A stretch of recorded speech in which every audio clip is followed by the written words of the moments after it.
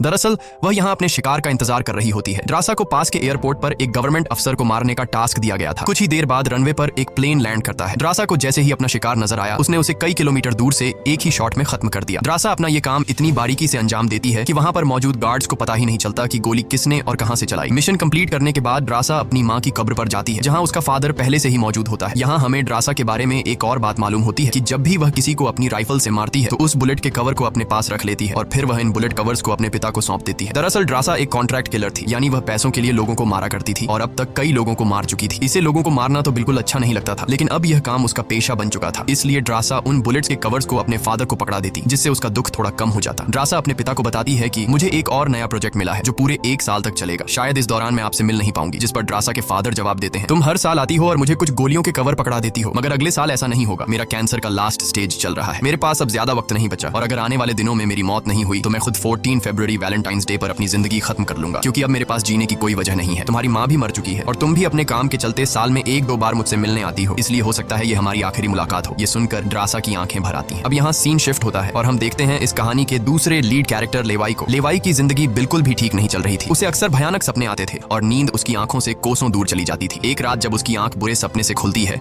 तो लेवाई अपने घर से बाहर निकलकर समुद्र के किनारे पर आता है। यहाँ उसे थोड़ा बेहतर महसूस होता है और वह अपनी डायरी में कुछ लिखने लगता है। तभी लेवाई को अचानक उसके फोन पर एक मैसेज आता है। उस मैसेज में उसे एक एड्रेस दिया गया होता है जहाँ उसे जल्द से जल्द पहुंचने का कहा गया होता है। लेवाई बिना वक्त गंवाए एक मिलिट्री बेस पर पहुंचता है और वहाँ उसकी मुलाकात होती है एक लेडी ऑफिसर से जिसका नाम बार्तो है। बातचीत के दौरान हमें पता चलता है कि लेवाई कोई आम इंसान नहीं बल्कि एक आर्मी ऑफिसर था, लेकिन अब वह रिटायर हो चुका है। और सिर्फ इतना ही नहीं, वह एक डेडली स्नाइपर भी रह चुका है। वह अब तक 200 से भी ज्यादा लोगों को स्नाइपिंग से मार चुका है। बार्तो लेवाई से कहती है, मैं तुम्हें एक मिशन पर भेजना चाहती हूँ क्योंकि तुम एक बहुत ही अच्छे स्नाइपर हो और ये सिर्फ तुम ही कर सकते हो। लेकिन मिशन पर भेजने से पहले बार्तो लेवाई से एक बहुत ही जरूरी सवाल पूछती है, अगर तुम इस मिशन पर गए तो क्या तुम्हें याद करने वाला पीछे कोई है? ये बात सुनकर लेवाई को कुछ अजीब लगने लगता है, लेकिन फिर वह जवाब देता है, नहीं, मेरा इस दुनिया में अब कोई भी अपना नहीं है। ये सुनकर वो लेडी लेवाई से कहती है, तुम तैयारी कर लो, कुछ घंटे बाद तुम्हें उस मिशन पर भेजा जाएगा और वहाँ तुम्हें 1 साल के लिए रहना है। इसके बाद लेवाई को बेहोश कर दिया जाता है और जब उसकी आंख खुलती है तो वह अपने आप को एक एरोप्लेन में पाता है। लेवाई कुछ समझ नहीं पाता कि आखिर उसे कहाँ ले जाया जा रहा है और उसे किस तरह का मिशन सौंपा गया है। इसलिए लेवाई वहाँ पर मौजूद एक सोल्जर से पूछता है, मुझे कहाँ ले जाया जा रहा है? लेकिन वह सोल्जर लेवाई की इस बात का कोई जवाब नहीं देता, बस इतना कहता है, अपना आईडी और वॉच हमें दे दो, ये सब तुम्हें तब वापस मिलेगा जब तुम्हारा मिशन पूरा हो जाएगा। थोड़ी देर बाद वो सोल्जर उसे बताता है, अब तुम्हारा प्लेन से उतरने का वक्त आ चुका है, कुछ ही मिनटों में हम नो फ्लाइंग जोन एरिया में एंटर करने वाले हैं। यहाँ से आगे जाने की हमें परमिशन नहीं है। बस वो सिर्फ इतना बताता है कि नीचे उतरने के बाद तुम्हें अकेले 32 किलोमीटर नॉर्थ की तरफ पैदल जाना होगा, तब तुम अपनी मिशन वाली जगह पर पहुंच जाओगे। लेकिन लेवाई के दिमाग में अब भी एक ही बात चल रही थी। वो फिर से उस सोल्जर से पूछता है, आखिर हम जा कहाँ रहे हैं? इस पर सोल्जर जवाब देता है, मुझे इस सवाल का जवाब देने का परमिशन नहीं है, मेरी वर्दी में एक माइक्रोफोन लगा हुआ है, अगर मैंने तुम्हें इस जगह के बारे में बताया तो मुझे नौकरी से निकाला जा सकता है या फिर मारा भी जा सकता है। यह बात सुनकर लेवाई के गले में सांसें अटक जाती हैं। इसके बाद उसे एक पैराशूट दिया जाता है और प्लेन का दरवाजा खुलते ही लेवाई कूद जाता है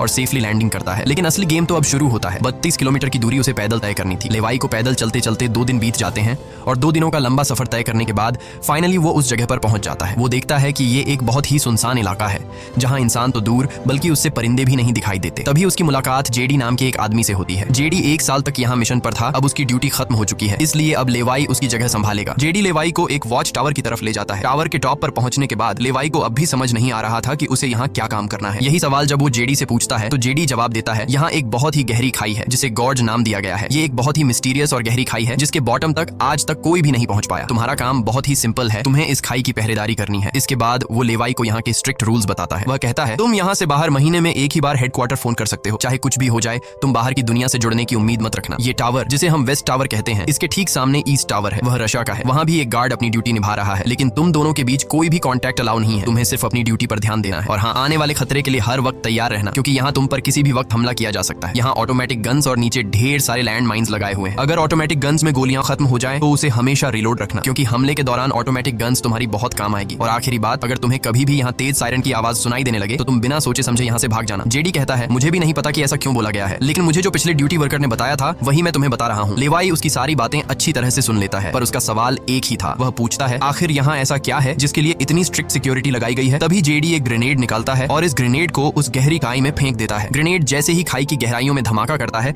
वहां से एक अजीब भयानक आवाज गूंजने लगती है। वो आवाज किसी इंसान की बिल्कुल भी नहीं थी, वो किसी ऐसी चीज की थी जो अंधेरे में छुपी थी। जेडी लेवाई की तरफ देखता है और कहता है, ये आवाज जो तुम सुन रहे हो ये उन क्रीचर्स की है जिन्हें हम होलोमैन कहते हैं। ये क्रीचर्स इस घड़े के अंदर रहते हैं और तुम्हारी यहाँ पर ड्यूटी ये है कि इस घड़े के अंदर से किसी भी क्रीचर को बाहर निकलने नहीं देना है। कहा जाता है कि 1940 में यूएस आर्मी के 2400 आर्मी सोल्जर्स को इस गड्ढे के अंदर भेजा गया था ताकि यह सोल्जर्स उस गड्ढे के अंदर मौजूद सभी क्रीचर्स को खत्म कर सकें। लेकिन आज तक उनमें से एक भी जिंदा सोल्जर वापस लौट कर नहीं आया और अब जेडी लेवाई को पूरी इंफॉर्मेशन हर एक चीज का बताकर घर वापस जाने की तैयारी करने लगा, क्योंकि उसने यहाँ 1 साल की ड्यूटी पूरी कर दी। अब लेवाई को यहाँ 1 साल तक ड्यूटी देनी थी। जेडी लेवाई को अलविदा कहकर यहाँ से निकल पड़ता है। वह बहुत खुश था क्योंकि 1 साल बाद वह घर जाने वाला था, लेकिन उसे पता नहीं था कि आगे उसके साथ कुछ ऐसा होने वाला है जिसके बारे में सोचने से भी डर लगता है। लोकेशन पर पहुंचने के बाद जेडी जैसे ही स्मोक करता है तब एक हेलीकॉप्टर उसे लेने के लिए आता है। वह हेलीकॉप्टर उसके लिए रस्सी नीचे फेंकता है और जेडी इस रस्सी के जरिए ऊपर हेलीकॉप्टर में चढ़ने लगता है। हेलीकॉप्टर में बैठा एक सोल्जर पहले जेडी की आइडेंटिटी कंफर्म करता है। जेडी जब उसे अपनी पूरी इंफॉर्मेशन देता है तो हेलीकॉप्टर में बैठा वो सोल्जर पहले जेडी को शूट करता है और उसके बाद उसकी रस्सी काटकर उसे नीचे गिरा देता है। अब यहाँ एक बात तो साफ हो चुकी थी कि जो इस जगह आता है वो यहाँ से कभी लौट नहीं पाता। इसके बाद हमें अगले दिन का सीन दिखाया जाता है। लेवाई अपने काम को निभाने लगता है। सबसे पहले वो यहाँ की कुछ रिपोर्ट्स चेक करता है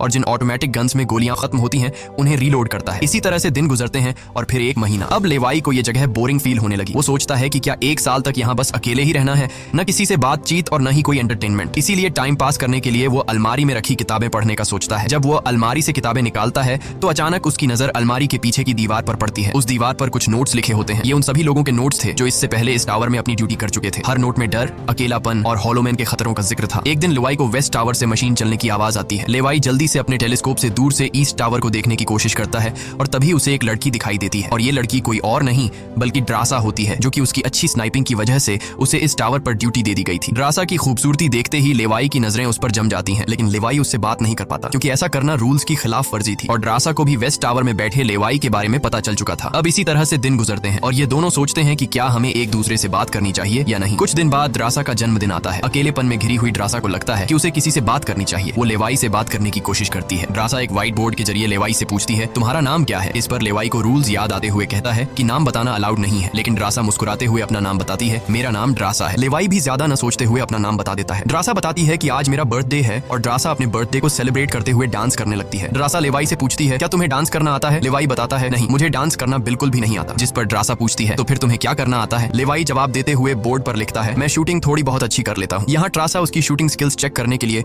अपने टावर पर एक छोटी सी बॉटल उसके सामने रख देती है और लेवाई अपने टारगेट को निशाने पर रखते हुए एक ही गोली में उस बॉटल को फोड़ देता है। अब यहाँ ड्रासा भी पीछे रहने वाली नहीं थी। वह भी अपनी शूटिंग स्किल्स को दिखाते हुए लेवाई के टावर में रखी एक छोटी सी बॉटल को बिल्कुल परफेक्ट शूट कर लेती है, जिसे लेवाई को पता चलता है कि ड्रासा कोई आम लड़की नहीं बल्कि वह एक डेडली स्नाइपर है। धीरे धीरे दोनों की बातचीत बढ़ने लगती है। ड्रासा और लेवाई एक दूसरे को समझने लगते हैं, लेकिन तभी जब ये दोनों बातचीत में मसरूफ होते हैं, ड्रासा की नजर अचानक नीचे गड्ढे की तरफ जाती है। वो देखती है कि नीचे से कुछ भयानक क्रीचर्स यानी होलोमैन तेजी से वेस्ट टावर की तरफ चढ़ रहे हैं। वह जल्दी से लेवाई को अलर्ट करती है, नीचे देखो, तुम्हारी तरफ कुछ क्रीचर्स बढ़ रहे हैं। लेवाई जैसे ही नीचे देखता है उसकी आंखें चौंक जाती हैं। नीचे सिर्फ 1 या 2 नहीं बल्कि हजारों क्रीचर्स ऊपर की ओर बढ़ रहे होते हैं। वो बिना वक्त गंवाए अपनी स्नाइपर राइफल उठाता है और एक एक करके क्रीचर्स को शूट करने लगता है, लेकिन क्रीचर्स की तादाद इतनी ज्यादा होती है कि लेवाई उन्हें अकेले संभाल नहीं पाता। इसलिए ड्रासा भी अपनी मशीन गन से गोलियां बरसाने लगती है। अब वेस्ट टावर यानी ड्रासा की तरफ भी क्रीचर्स बढ़ने लगे। ये दोनों अपनी अपनी साइड से इन क्रीचर्स को मारने लगते हैं, लेकिन तभी लेवाई देखता है कि एक क्रीचर ऊपर ड्रासा के टावर तक पहुंच चुका है और वह क्रीचर जैसे ही ड्रासा पर हमला करने वाला होता है तो लेवाई ईस्ट टावर से अपनी जबरदस्त स्नाइपिंग स्किल्स का इस्तेमाल करते हुए उस क्रीचर को मार गिराता है। अब लेवाई और ड्रासा दोनों को एहसास हो जाता है कि इस खतरनाक जगह में अगर जिंदा रहना है तो उन्हें मिलकर लड़ना होगा। सब कुछ संभालने के बाद ड्रासा बताती है, ये मेरी लाइफ का सबसे बेस्ट बर्थडे था। अगली सुबह लेवाई नीचे लगी लैंड माइंस को ठीक करता है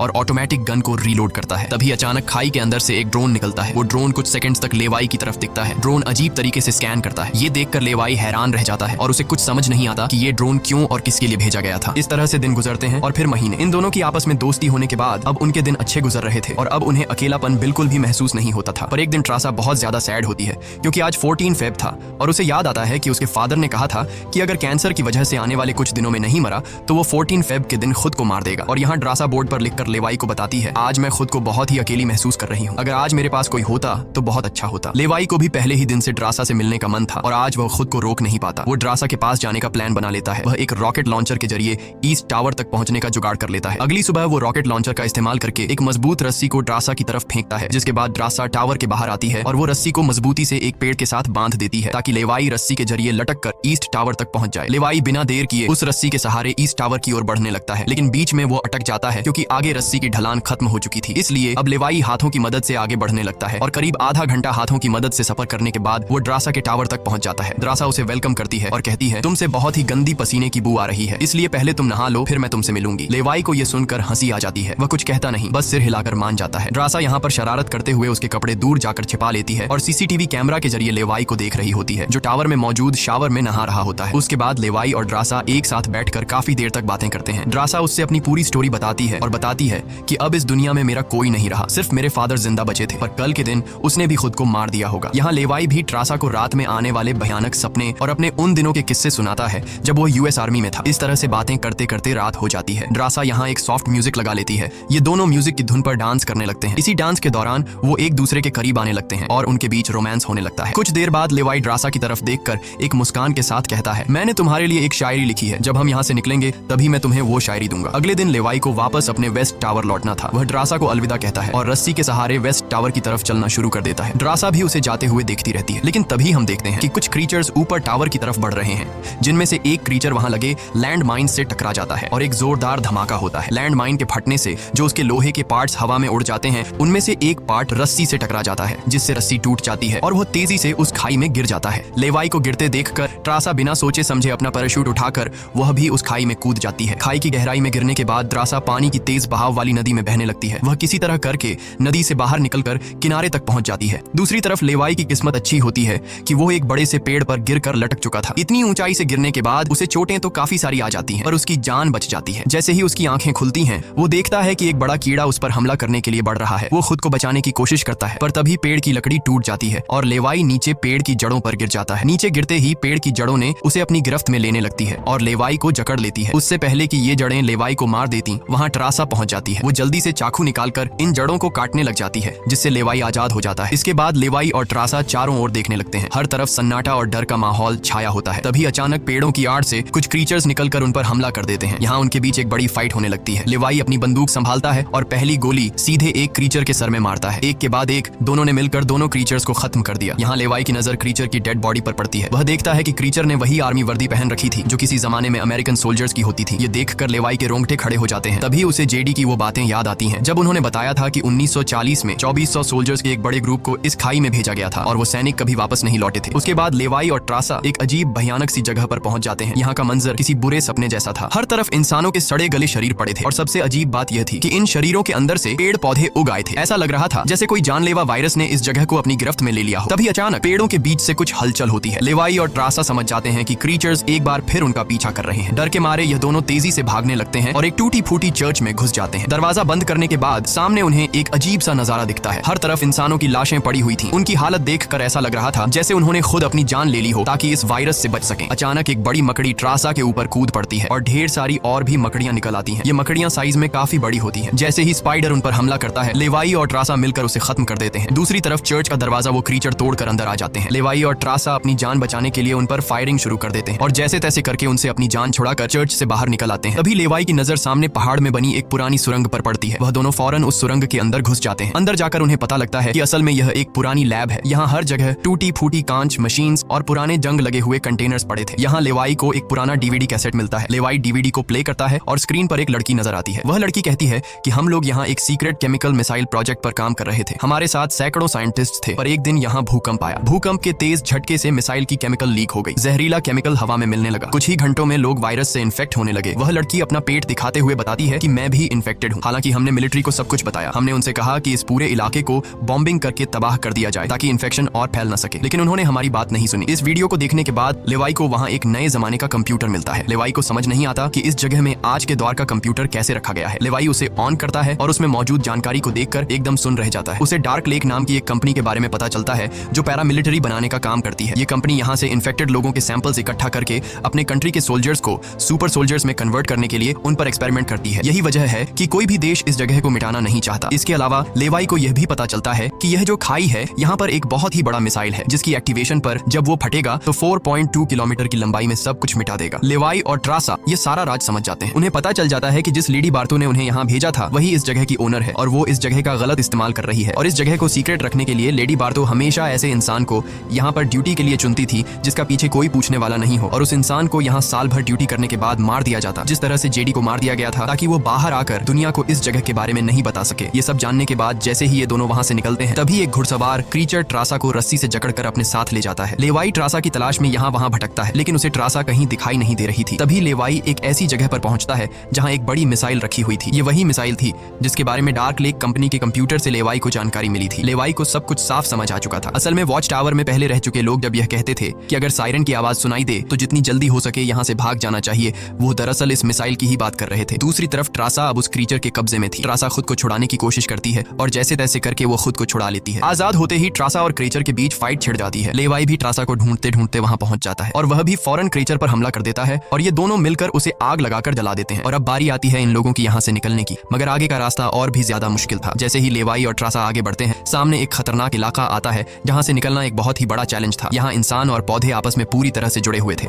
जैसे कि वह किसी खतरनाक एक्सपेरिमेंट का नतीजा हो। खैर, ये लोग हर कदम को संभाल कर रखते हुए आगे बढ़ते हैं कि तभी ट्रासा का पैर फिसल जाता है, जिससे ये पौधे एक्टिवेट हो जाते हैं। वो ट्रासा को जकड़ लेते हैं, लेकिन यहाँ लेवाई हिम्मत दिखाते हुए आगे बढ़ता है और अपनी पूरी ताकत से ट्रासा को छुड़ा लेता है। वह बॉम्ब का इस्तेमाल करके वहां के पूरे प्लांट सिस्टम को उड़ा देता है। लेवाई ट्रासा को लेकर वहां से बाहर निकल आता है। थोड़ा सा आगे चलने के बाद उन्हें एक गैराज नजर आता है जहां पर एक गाड़ी खड़ी होती है। ये दोनों जल्दी से उस गाड़ी में बैठ जाते हैं और उस जगह से निकलने की कोशिश करने लगते हैं। आखिरकार कुछ दूरी तय करने के बाद उन्हें एक रस्सी नजर आती है जो ऊपर वॉच टावर तक जाती थी, लेकिन अब वो क्रीचर्स भी उनका पीछा करते हुए वहां तक पहुंच चुके थे। अब यहाँ रस्सी को हाथों से पकड़कर ये लोग अगर ऊपर चढ़ते तो ये क्रीचर्स इन्हें मार देते। इसलिए लेवाई समझदारी से काम लेते हुए जीप को रस्सी से बांधकर ऊपर चढ़ने लगते हैं। ये लोग जीप को इसलिए रस्सी से बांध लेते हैं ताकि ये दोनों जीप में बैठकर उनके हाथ क्रीचर्स के साथ लड़ने के लिए फ्री हों। वो क्रीचर्स उन पर हमला करते हैं और यहाँ उनके बीच एक बड़ी फाइट होती है, लेकिन वो क्रीचर्स तादाद में काफी ज्यादा थे, इसलिए वो इन पर भारी पड़ रहे थे। यहाँ लेवाई के दिमाग में एक आइडिया आता है। वह जीप की पेट्रोल टैंक इन क्रीचर्स पर लीक कर देता है, जिससे निकलने वाले तेल को आग लगाकर